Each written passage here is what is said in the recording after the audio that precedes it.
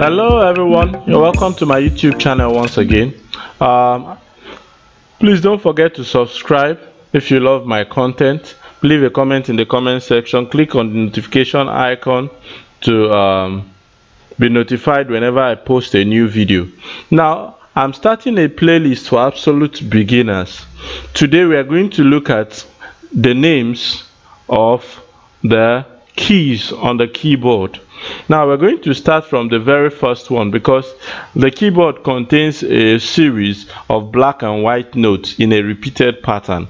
That is why even the blind can play keyboard, because you see this, you hear and you feel these patterns all over the keyboard. So we have a combination of white and black keys on your keyboard. So we'll be looking at naming these black keys today and the white keys. So we're going to start with the white. Now from the keyboard, it is obvious that everyone can see that you have a set of 2 black keys coming up first, next a set of 3, 2, 3, 2, 3, and the pattern continues that way. Now the first white key before the set of 2 black keys is called C. It is followed by D, which is in between the set of 2 black keys. Now the next is E. E comes after the set of 2 black keys. Now take note, between E and F there is no black key, and I will be telling you the reason for that in the next video. We are starting from scratch. Now F to G is the next one. F comes before the set of 3 black keys. G comes in between the first 2 amongst the set of 3 black keys. Now next we have A. A is the next after G. That means it comes between the last set of 2 black keys and the set of 3. Then after that we have B. Now the pattern continues again. That means we have 7 white keys on the keyboard. I usually call them my main keys. I call them the main keys. The pattern continues after B. So after B you have C, and you repeat the same thing for the white keys. Now for the black keys, I call them the subsidiary keys because they get their nomenclature from the white keys. Now each black key has 2 names, but we're going to stick to one. I will tell you about the 2, but we stick to the one that is universally accepted whenever you want to write songs and all that. Even on my virtual MIDI keyboard you can see it, only one is picked, though you can see a black dot showing that beneath each black key you can see a black dot indicating that there is another name that ought to have been there. We call them air harmonics, but we'll get into that later. Now between C and D you have a black key. Now consider your C and D as parents and the black key being the offspring. Here in Africa we have a common practice where both parents give the child a name. Now so let's consider the black key in between C and D being a child to parent C and parent D.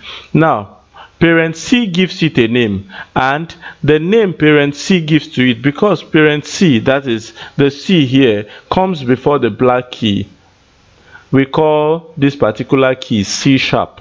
Now what do I mean by sharp? The sharp only tells you that that particular black note is a step ahead of C, so we call it C sharp, meaning that one step ahead of C, one step ahead of the parent. Then parent D comes after the black key, meaning that the black key falls one step behind parent D. So instead of calling it D sharp, this time around we call it D flat.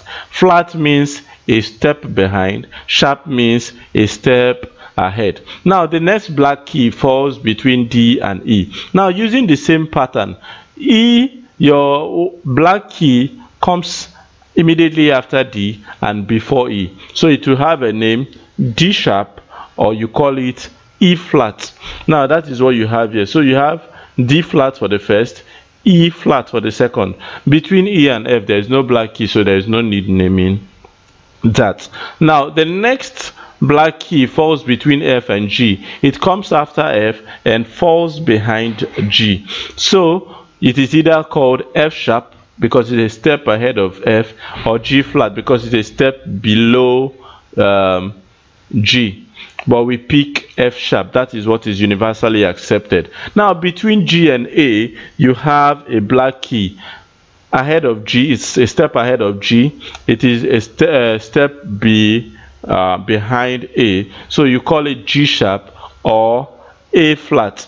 But you can see here it's represented with A flat. You rarely see G sharp indicated. And I told you we'll talk about that. Now between A and B, you have a black key too. A step ahead of A and a step behind B, and this is usually called A sharp or B flat, but majorly we know it as B flat. So let us look at what I call the main keys and the subsidiary keys. So we're going to start on C. We are going to be looking at them in steps. We call them half steps. We have whole steps, we call them half steps. But for now, when I say step, I mean a half step. Alright, so we have C, D flat, D making 3, E flat making 4, E making 5, F making 6, C 1, D flat 2, D 3, E flat 4, E 5, F 6, F sharp 7, G 8, A flat 9, A 10, B flat 11, and B 12, followed by a repeated pattern. So you have 12 keys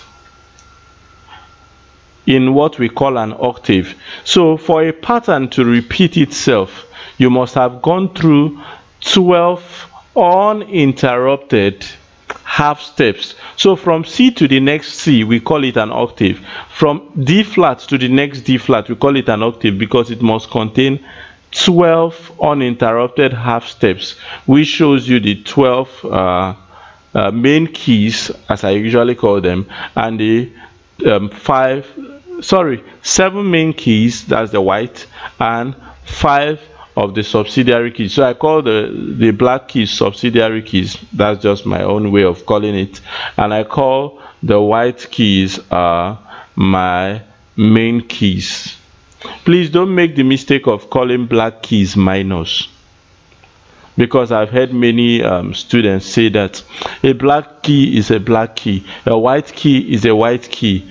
An accidental in one key could be a natural in another key. We're going to be talking about that. In the key of C, all white keys are naturals and all blacks are accidentals.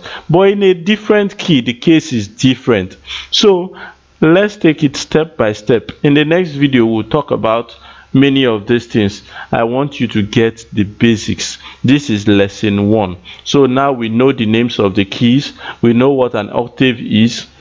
We know black keys have enharmonics, that they have 2 names, but there is one mostly accepted name. And what else did we learn? We learned that accidentals are different in different keys, and also we've gotten the fact that a minor is not a black key. A black key is a black key and a white key is a white key. Please don't forget to subscribe. This playlist will continue the next time I post a video. Just take your step, take it stepwise, and I am sure you will not regret these lessons. Your theory would be in check, so that whenever you're asked questions about what you know, it will be very easy for you to communicate in theoretical terms. Thanks for watching. Please don't forget to subscribe to my YouTube channel and click on the notification bell icon so you get notified whenever I post a new video. Thanks for watching.